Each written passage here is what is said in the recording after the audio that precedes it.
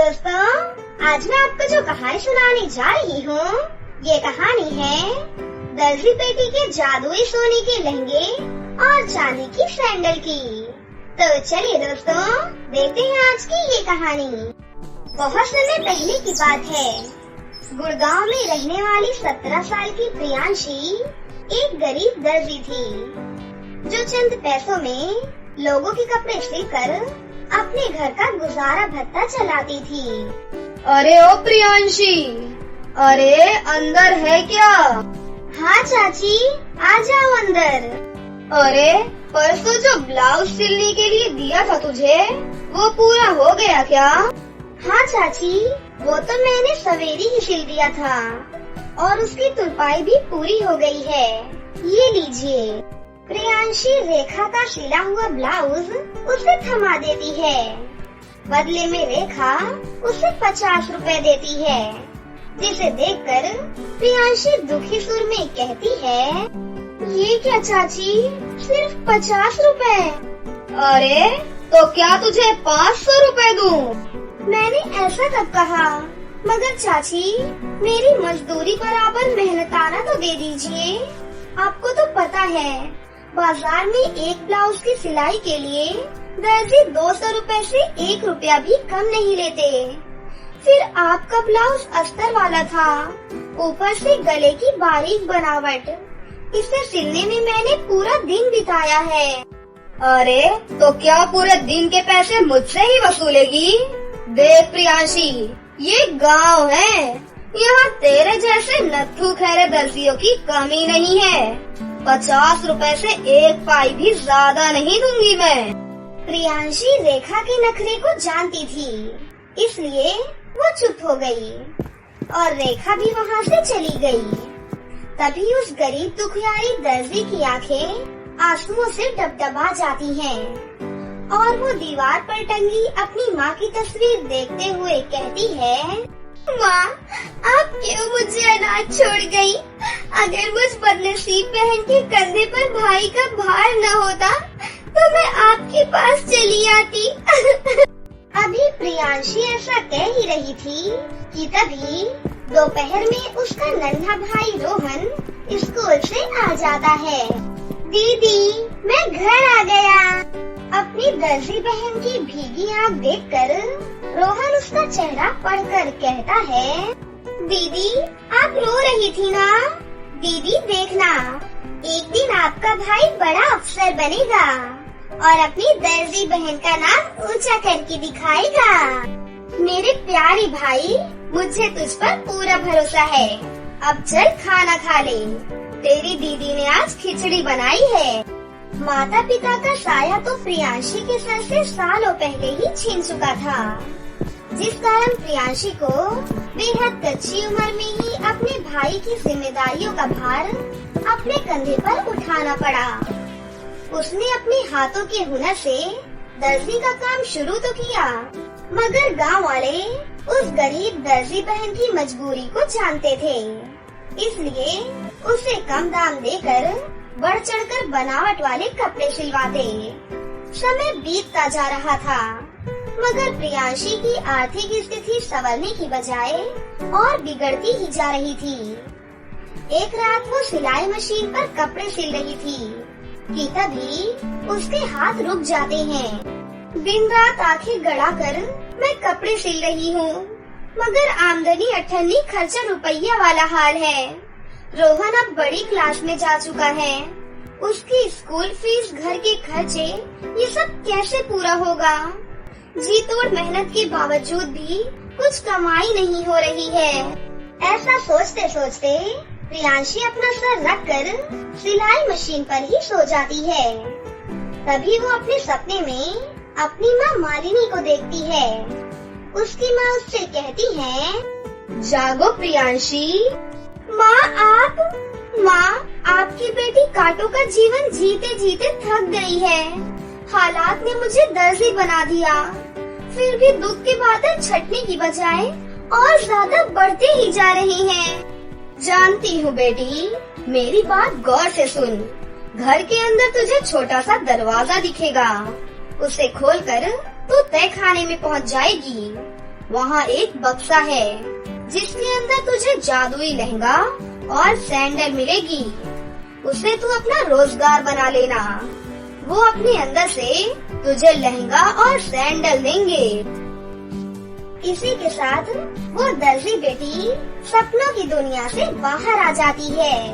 सुबह की किरण फूट पड़ी है। माँ कहती थी किरण फूटने से पहले देखा हुआ सपना सच होता है। इतना बोलकर प्रियांशी झटपट से उसी तहखाने में पहुँच जाती है, जहाँ उसे एक संदूक में लाल रंग का चमचमाता हुआ लहंगा और लाल सैंडल दिखाई देती है। माँ के कहे अनुसार ये जादुई लहंगा चोली और सैंडल मिल तो गए, मगर ये जादुई है भी या नहीं, ये जानने के लिए इससे कुछ मांग कर देखना पड़ेगा। ये जादुई लहंगे और सैंडल, अगर तुम जादुई हो तो मुझे अपना जादू दिखाओ। इसके बाद उस जादुई लहंगे और जादुई सैंडल में से तेज चमचमाती हुई रोशनी बाहर निकलती है और उनमें इंसानी अक्ष कायम हो जाता है, जिसके बाद जादुई लाल लहंगा अपने अंदर से लाल लहंगे प्रकट करने लगता है। साथ ही जादुई सैंडल भी अपने अंदर से कई सारी लाल सैंडल प्रकट करने लगती है। ये तो सच में जादुई लहंगा और जादुई सैंडल हैं। अब इन्हें बेचकर मैं अपनी और अपने भाई को गरीबी से बाहर निकाल सकती हूँ। प्रियांशी उन सैंडल और लहंगे को लेकर बाजार में बेचने पहुँच जाती है। आओ आओ लोगों, आ गया है सुंदर सुंदर लहंगा एकदम सस्ते दाम में। साथ में लाल सैंडल भी है केवल 1000 रुपए में। इतना कम दाम सुनकर दूर खड़ी आरती नाम की लड़की उसके पास आकर कहती है, क्या सच में ये शादी का जोड़ा और ये सैंडल सिर्फ 1000 में है? मगर बाकी दुकानदार तो केवल ये ब्राइडल लहंगा ही 10,000 के ऊपर में बेच रहे हैं, पर तुम इतना महंगा लहंगा इतने सस्ते में क्यों बेच रही हो? अरे तुम आम खाओ होने वाली दुल्हन, गुठलियाँ मत गिनो। कुछ ही देर में प्रियांशी के सारे लहंगे और सैंडल बिक जाते हैं, जिसके बाद में उसे बहुत सारे पैसे मिलते हैं। ऐसे ही हर दिन बीतता चला जाता है। प्रियांशी रोजाना अपने जादुई लहंगे और सैंडल की मदद से वैसे ही बहुत सारे लहंगे और सैंडल बाजार में बेचती है और बदले में खूब पैसे कमाती है। देखते ही देखते उस गरीब दर्जी बहन के घर से गरीबी दूर हो जाती है। साथ ही उसका जीवन भी पटरी पर आ जाता है। अब कई साल बीत चुके थे। एक रोज प्रियांशी के मन में एक ख्याल आया। जादुई लहंगा और सैंडल के चलते मेरा जीवन तो गरीबी से बाहर निकल चुका है, मगर अभी भी जाने कितने ही घर घनघोर गरीबी से गुजर रहे होंगे। अगर मैं उन गरीब बाप की बेटियों की शादी में लहंगा और सैंडल देकर उनकी मदद करूं, तो उनके पिता के कंधे कर्ज तले नहीं दबेंगे। मेरे जादुई लहंगे और सैंडल मदद का हाथ आगे बढ़ाओ, ताकि मैं गरीब दुल्हनों की मदद कर सकूं।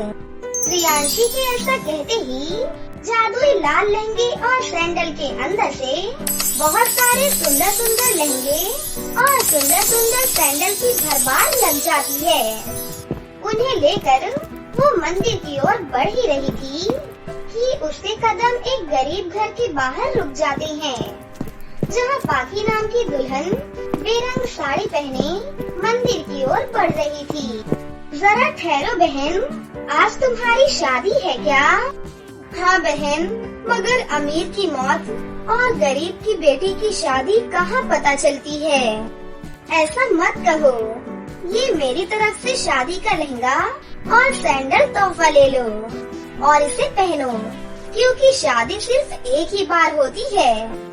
इस तरह प्रियांशी गरीब पाखी को अपने हाथों से जादुई लहंगा और सैंडल को पहनाकर उसे दुल्हन बनाती है।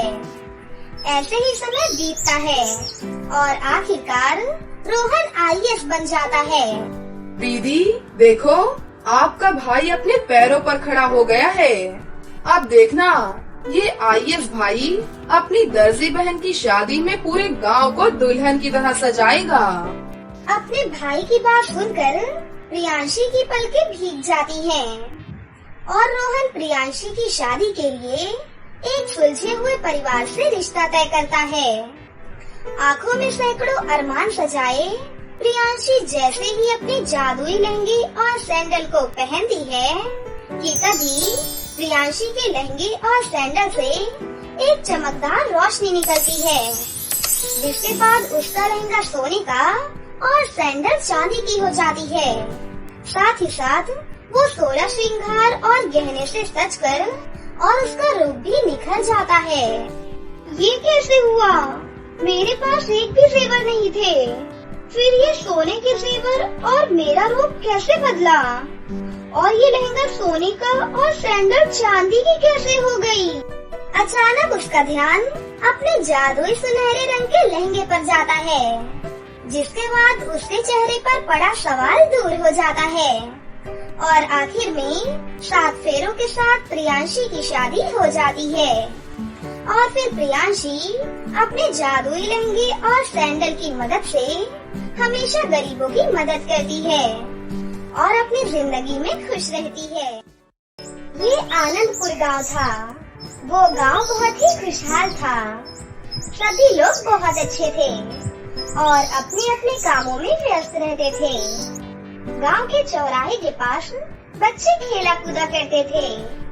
गांव में हर साल एक उत्सव होता था, जिस उत्सव में बहुत सारी प्रतियोगिताएं होती थीं और आज इस प्रतियोगिता का ऐलान होने वाला था।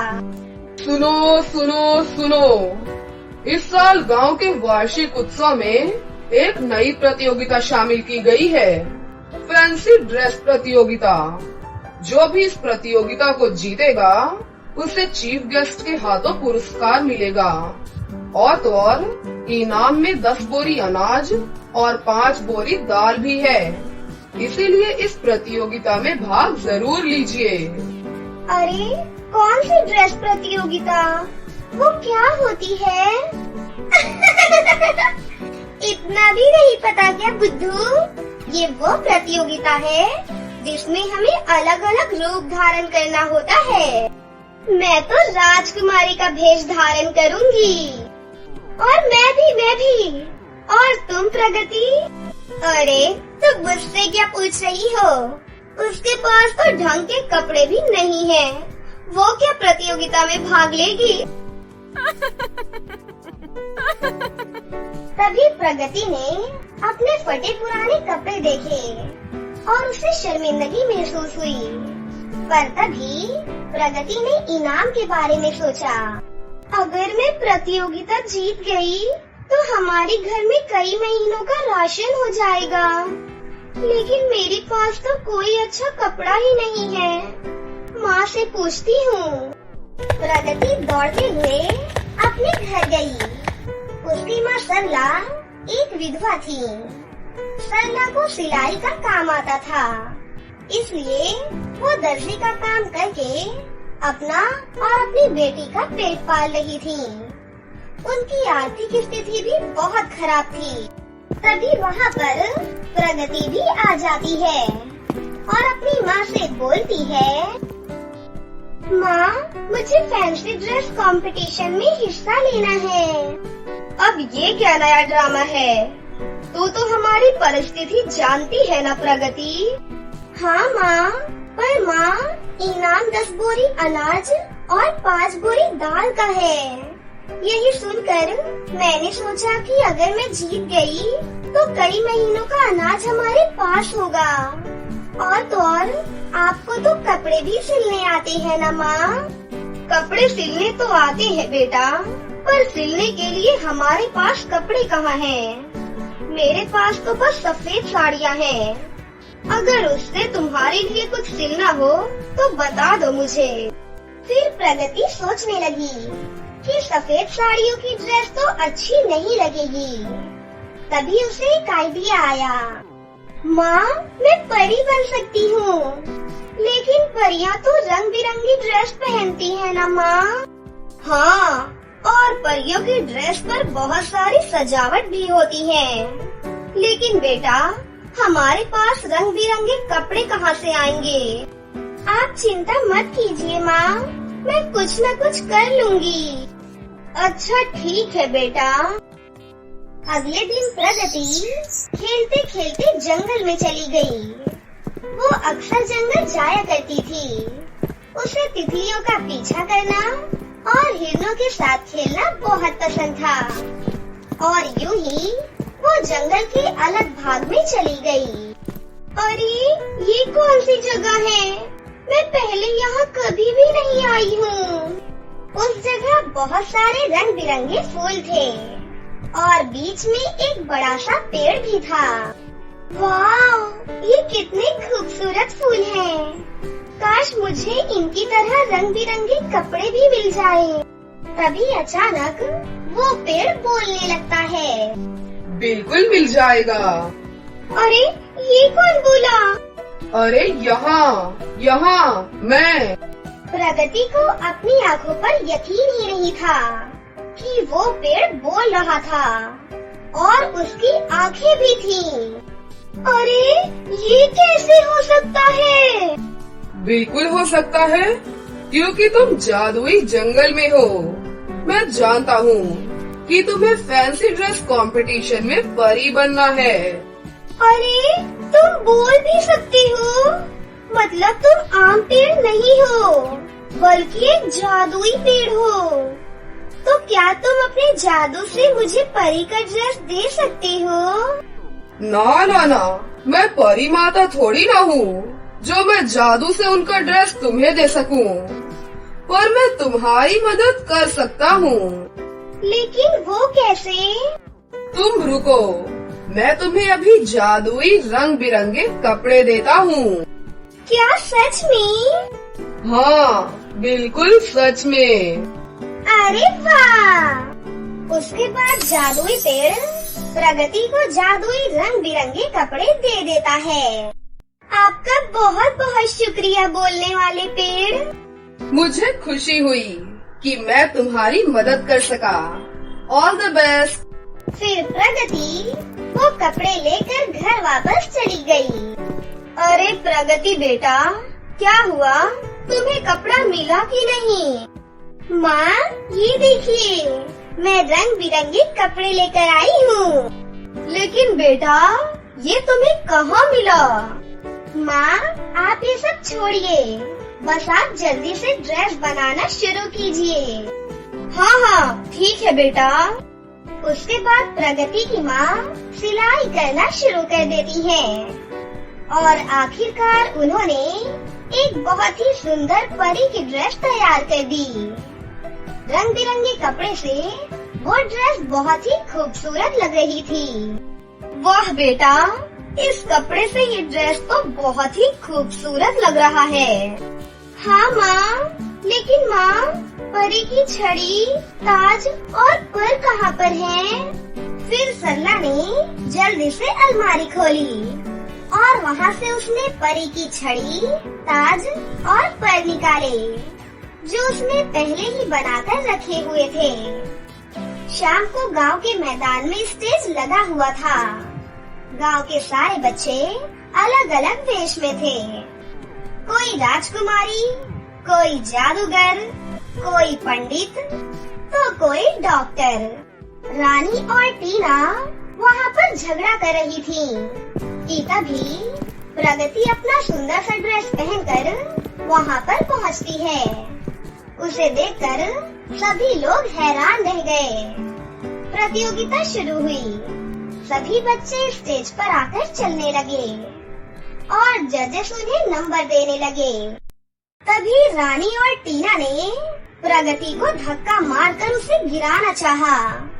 वो गिरने ही वाली थी कि अचानक वो हवा में अटक गई और सबके सामने ही असली परी प्रकट हो गई।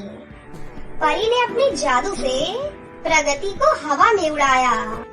तुम अच्छी हो प्रगति, और अच्छे लोगों के साथ हमेशा अच्छा ही होना चाहिए। प्रगति को सही सलामत नीचे उतारकर परी ने उस पर अपनी जादुई छड़ी घुमाई, जिससे प्रगति की ड्रेस खूब चमकने लगी। दर्शक ये देखकर हैरान थे। प्रगति के ड्रेस से रोशनी दूर दूर तक चमक रही थी। अब मैं चलती हूँ प्रगति। परी जादू करके वहाँ से चली गई और फिर जजेस ने प्रगति को फर्स्ट प्राइज दिया और साथ ही साथ सारा इनाम भी।